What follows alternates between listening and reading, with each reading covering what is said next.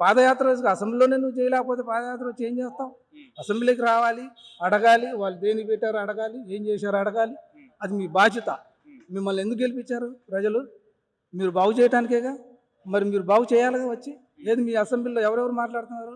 ఎవరు మాట్లాడలేదుగా. మీ ఎమ్మెల్యే గారి మాట్లాడుకోండి. నమస్తే, మీ పేరు? వెంకటేశ్వర్లు. ఏం చేస్తారు బాబాయ్? నేను డ్రైవర్ని, లారీ డ్రైవర్. లారీ మీరే మాట్లాడాలి మరి. ఏంటి, ఎలా ఉంది బాబు రోడ్ల పరిస్థితి? ఏంటి, ఎలా ఉంది? రోడ్లు లోకడి కన్నా ఇప్పుడు పర్వాలేదు, బాగానే ఉన్నాయి. రోడ్లు బాగానే ఉన్నాయి, అన్ని కొంచెం బాగానే ఉంది, మెరుగుపరుస్తుంది, బాగానే ఉంది. అసలు రోడ్లు గుంటలమయం చేశారు. అసలు గతం కంటే ఇప్పుడే అధ్వానంగా ఉన్నాయి అంటున్నారు మరి కొంతమంది నాయకులు. సరే, వాళ్ళ ఉద్దేశం అది, మన ఉద్దేశం ఇది. గతం కన్నా ఇప్పుడు పర్వాలేదు, రోడ్లు బాగానే ఉన్నాయి, రోడ్ల వల్ల ఇబ్బంది ఏం లేదు. బాబాయ్, మీరు మోటార్ ఫీల్డ్ ఎన్ని సంవత్సరాల నుంచి ఉన్నారు? నేను 25 సంవత్సరాల నుంచి ఉన్నాను. మరి 20 సంవత్సరాల మోటార్ ఫీల్డ్. మరి గతంలో మీకు ట్యాక్స్ ఉండే లారీలకి, అప్పుడు పరిస్థితి ఏంటి, ఇప్పుడు పరిస్థితి ఏంటి అసలు? ఎప్పటికెప్పుడు పెరుగుతూ ఉంటుంది. అప్పుడు ఎప్పుడో ఉన్నాయి, ఇప్పుడు కూలీలు వచ్చేటప్పుడు 1000 రూపాయలు అయినాయి. దానివల్ల పెంచుకుంటూ పోతూ ఉంటారు. దానివల్ల పెద్ద ఇబ్బందులు ఏమి లేవు. అంటే కొంతమంది నాయకులు మాట్లాడుతున్నారు ఏంటంటే, గతం కంటే ఇప్పుడే బాగా దోచుకుంటున్నారు ట్యాక్స్ విషయంలో, ఫైన్లు కూడా బేపత్తంగా వేస్తున్నారు అంటున్నారు. మరి అదంతా వాస్తవంగా మాట్లాడే వాళ్ళు ఉంటే మాట్లాడుతూ ఉంటారు. ఎవరు ఇష్టం వచ్చినట్టు వాళ్ళు మాట్లాడుకుంటుంటారు. దానివల్ల మనకేం ఇబ్బంది లేదు. రోజు రోజు పెరిగేదే కానీ తగ్గేది ఏం లేదు. లోకడ ఉన్న ట్యాక్స్లో ఇప్పుడు కట్టాలంటే అది అవ్వదు. కేంద్ర ప్రభుత్వం నుంచి వచ్చింది, అది కేంద్ర ప్రభుత్వం ఇది ఇస్తుంది.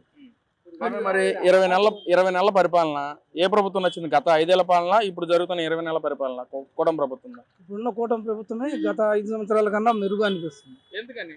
ఎందుకంటే ప్రజలకి పనులు, ఉపాధి అన్ని కల్పిస్తున్నారు కనుక, బాగుంది కనుక ఇబ్బంది లేదు అనిపిస్తుంది. అసలు ప్రజలను పట్టించుకోవట్లేదు, సంక్షేమ పథకాలు కూడా కరెక్ట్గా ఇవ్వట్లేదు, కానీ గత ప్రభుత్వం ఇచ్చారు సక్రమంగా అంటా ఉన్నారు. మరి గత ప్రభుత్వం ఇచ్చారో లేదో మాకు తెలియదు. ఈ ప్రభుత్వంలో ఇస్తున్నారా అనేది చూస్తున్నాం. వీళ్ళు కూడా ఇవ్వకపోతే రేపు ప్రభుత్వం 5 సంవత్సరాల్లో మళ్ళీ వీళ్ళు కూడా ఓడిపోతారు. దానివల్ల వాళ్ళు చెప్పేది అవసరం లేదు, మనం చెప్పేది లేదు. ప్రజల ఉద్దేశాలు, ప్రజలు ఏం చెప్తే అది చేస్తారు. అంతే తప్ప వాళ్ళు ఏదో ఇచ్చారు మేమేం ఇవ్వలేదని చెబుతున్నారు. గత ప్రభుత్వం కన్నా మెరుగు బాగానే ఉంది. అంటే ముఖ్యంగా ఏ విషయంలో మెరుగంటారు మీరు? అన్ని ఉపాధిలో, పనుల్లో అన్ని ఉపాధి. ఇప్పుడు రోడ్లు అన్నిట్లో కూడా మెరుగే. గతంలో జగన్మోహన్ రెడ్డి చేయలేదు. రోడ్లు మటుకు దాని గురించి పట్టించుకోలేదు. అది వాస్తవం, అందరికీ తెలుసు. మరి చదువుకున్న పిల్లలకి జాబ్స్ ఏమైనా కల్పించిందా గత ప్రభుత్వం? గత ప్రభుత్వం జాబ్ లేదు, ఏమీ లేదు. ఈ ప్రభుత్వం వచ్చినాకనే కాస్త జాబుల కోసం ప్రజలకి ఉపయోగపడుతుంది. ప్రభుత్వం బాగుంది. మరి ఈ రోజున అసెంబ్లీ సమావేశాలు జరుగుతూ ఉన్నాయి. మరి వైసీపీ నాయకులు 11 మంది కూడా వచ్చి అసెంబ్లీకి వచ్చి మళ్ళీ బయటకు వెళ్ళిపోయారు. ఒక పక్కన కూటమి ప్రభుత్వం ఏమో అసలు అసెంబ్లీకి రారు, వాళ్ళు ప్రధాన ప్రతిపక్ష హోదా అంటారు. ప్రధాన ప్రతిపక్ష హోదా ఇచ్చేది ప్రజలే ఇవ్వాలి, కానీ ప్రజలు ఇవ్వకుండా ప్రధాన ప్రతిపక్షం మేము వేస్తామని చెప్పి కూటమి నాయకులు అంటున్నారు. మరేంటి జగన్మోహన్ రెడ్డి గారు కానీ మిగతా గెలిచిన నాయకులు కానీ ఎందుకని అసెంబ్లీకి వెళ్తలేదు? వాళ్ళు చేసిన 5 సంవత్సరాలు వాళ్ళు చేసినవి ఉన్నాయి, బయటపడతాయని చెప్పి వాళ్ళు భయపడి ఇచ్చిన మాత్రం కూడా రారు. అది వాస్తవం, అందరికీ తెలిసిందే. కాకపోతే అది ఒకటి వంక చెప్పి వాళ్ళు వెళ్ళిపోతున్నారు. లోకడ 23 ఉన్నప్పుడే మీకు 5 తీసుకుంటే మీ ప్రతిపక్ష హోదా కూడా ఉండదని చెప్పి ఇదే జగన్మోహన్ రెడ్డి గారు చెప్పారు. వాళ్ళే అన్నారు, ఆ జగన్మోహన్ రెడ్డి గారే చెప్పారు. ఇవాళ ఈయనకు 11 మాట్లాడతావా నువ్వు? మరి మాట్లాడమన్నప్పుడే మాట్లాడవు. నువ్వు మాట్లాడాలనుకుంటే మాట్లాడు, లేదంటే పో, నువ్వు మాట్లాడమాక అన్నాడు. ఇవాళ 11 వచ్చినప్పుడు ఆయనకు ఎలా ఇస్తారు? ప్రజల కోసం మీరు ఉన్నప్పుడు మీరు గలం ఎత్తండి, అసెంబ్లీకి రాండి, అసెంబ్లీలో మాట్లాడండి, ప్రజల తరఫున మీరు పోరాడండి. అది మేము కోరుకుంటున్నాం. అంటే ఈ రోజున బడ్జెట్ సమావేశాల్లో కూడా కూటమి ప్రభుత్వం ఏదైతే 3,32,000 కోట్లు వెచ్చిస్తే బడ్జెట్ కేటాయింపులో, కానీ వైసీపీ నాయకులేమో అసలు కూటమి ప్రభుత్వం 20 నెలలను 3 లక్షల కోట్లు అప్పుల పాలు చేశారు, మళ్ళీ ప్రభుత్వం ఇంకొక 500 కోట్లు మళ్ళీ కేంద్రం ప్రభుత్వం పెట్టింది అప్పుల కోసం అంటా ఉన్నారు. ఏంటి బాబాయ్ మరి? ప్రభుత్వం పెట్టిందో లేదో, డెవలప్ చేస్తున్నారో లేదో మీరు వచ్చి అసెంబ్లీలో మాట్లాడాలి. మీరు ఊరికి వచ్చి మా ముందు వచ్చి మాట్లాడి దానివల్ల ఉపయోగం ఉండదు. అసెంబ్లీలోకి వచ్చి మీరు 11 మంది జీతాలు తీసుకుంటున్నారుగా, ప్రజల సొమ్ము మీరు జీతాలు తీసుకుంటున్నారు కనుక మీ బాధ్యత ప్రజల తరఫున మీరు మాట్లాడాలి. అంతే తప్ప మీకు ప్రతిపక్ష హోదా ఇచ్చే వస్తాం లేకపోతే రాము అనటం అది అబద్ధం. వాళ్ళు అది రాదు, చట్ట ప్రకారం అది లేదు రూల్స్. మీరు ఏదో అది ఇస్తేనే వస్తాం మిమ్మల్ని అంటే మాట్లాడుతూ ఉంటారు. మీరు ఇచ్చినా కూడా మీరు రాలేరు, ఎందుకంటే మీరు చేసిన పనులు అలా ఉన్నాయి. ఏ పనికి మీరు సమాధానం చెప్పలేరు, చెప్పలేక మీరు బయట తిరుగుతున్నారు. ఇది తప్పు. అంటే బాబాయ్, మీరు ఏదైతే ఓటేస్తారో ఓటేసే ముందు మన నియోజకవర్గం ఎలా డెవలప్మెంట్ చేస్తే బాగుంటుంది అని చెప్పి ఓటేస్తారు. మరి గెలిచిన తర్వాత ఎమ్మెల్యే అసెంబ్లీకి వెళ్ళకుండా ఉంటే మీ నియోజకవర్గం డెవలప్మెంట్ అవుతుందా? మేము అదే అడిగేది.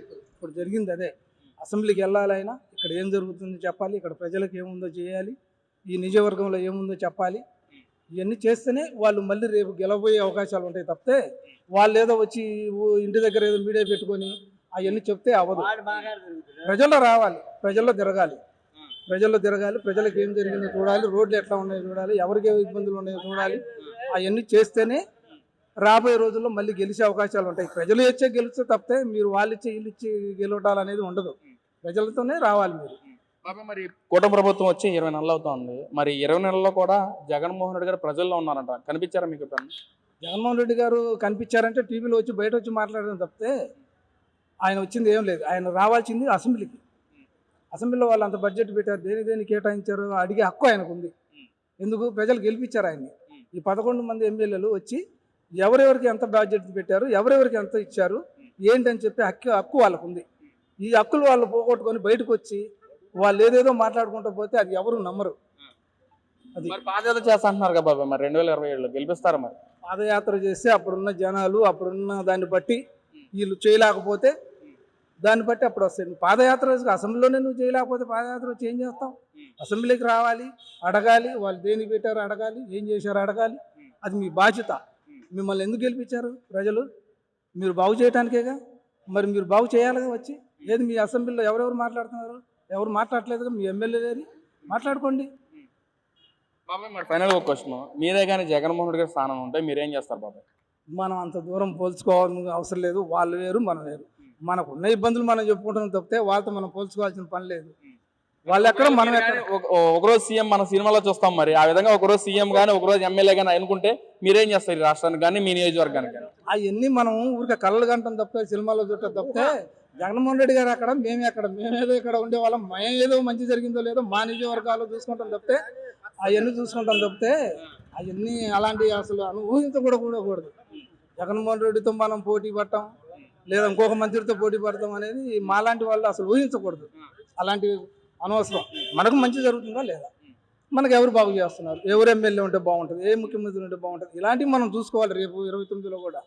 అంతే తప్ప మనం వాళ్ళలాగా మనం ఉంటే మనకేదో ముఖ్యమంత్రి అయితే మనం ఏం చేస్తాము అనేది అది సినిమాలో ఉంటుంది. మనకు ప్రజల్లో జరగదు, అది జరగదు.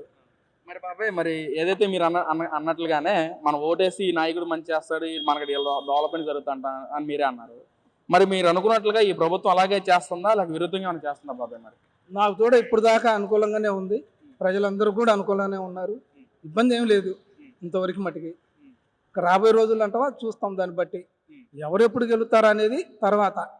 వీళ్ళు బాగు చేశారనుకో వీళ్ళు గెలుస్తారు, లేకపోతే మళ్ళీ వాళ్ళే వస్తారు. అది మరి అంబటి రాంబాబుని అరెస్ట్ చేసిన తరుణంలో ఒక పర్సన్ అరెస్ట్ చేస్తే కులం బయటకు తీసుకురావడం ఎంతవరకు కరెక్ట్ అంటారు? అది కరెక్ట్ కాదు. కులాలు ఇంతకుముందుకు లేవా? కులాలు మీరు తిట్టినప్పుడు, అసెంబ్లీలో తిట్టినప్పుడు కులాలు లేవా? ఆ రోజు ఏం మాట్లాడలేదు కదా. వాళ్ళు వచ్చి వాళ్ళని కాపులను అరెస్ట్ చేశారు, వీళ్ళని అసలు కులాలు ఎందుకు తీసుకొస్తున్నారు? కులాలతో సంబంధం ఏముంది? మీరు ప్రజలు గెలిపించారు, ప్రజలకు న్యాయం చేయాలి, ప్రజలతో పోరాడాలి తప్పితే మా కులాలను తీసుకొచ్చి మా కులం వల్ల అరెస్ట్ చేశారు, వాళ్ళ కులం, ఈ కులాలు అనేది కరెక్టే కాదు. అది ప్రజల మీద రుద్దటం తప్పితే ప్రజల కోసం ఏదో మెప్పు పొందడానికి కులాలు తప్పితే మీరేదో సాధించాలని మీ సొంతానికి తప్పితే అది ప్రజల కోసం కాదు.